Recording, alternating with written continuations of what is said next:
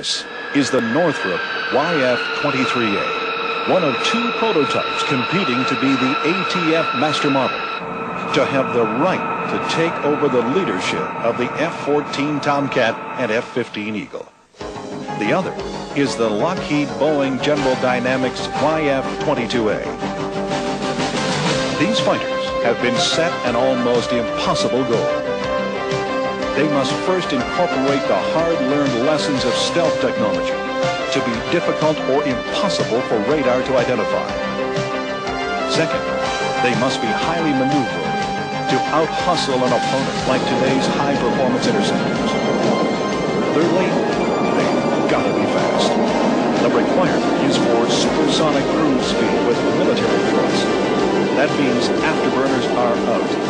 Their engines simply have to be that much more powerful. Fourthly, the ATF must have an adequate payload, something similar to the F-15's usual armament of 4 Sparrow missiles, 4 Sidewinder missiles, and 940 rounds of 20mm ammunition.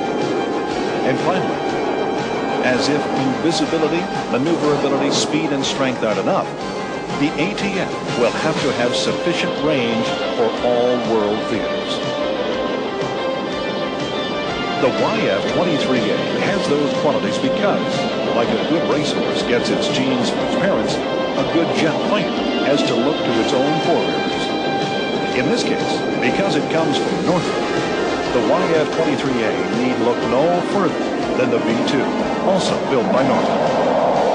What role will this fighter play in world affairs beyond the year 2000? What missions, under what authority, will it undertake through what enemy skies? The future is not yet an open book.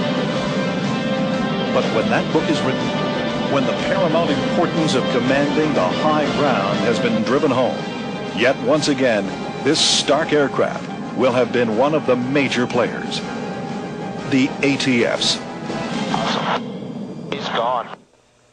The Lockheed YF-22 prototype flying here, and many of the other aircraft you've seen in this presentation, owe their design and capabilities to one man, Kelly Johnson, a legendary aircraft designer who founded and for more than 30 years led Lockheed's advanced development projects, known as the Skunk Works. The Skunk Works was a small but dedicated team of selected specialists who, under Kelly's leadership, worked on the cutting edge of technology and beyond. Of some 40 aircraft which Kelly brought to life in the Skunk Works, the SR-71 Blackbird was probably his greatest achievement. This presentation is dedicated to his memory.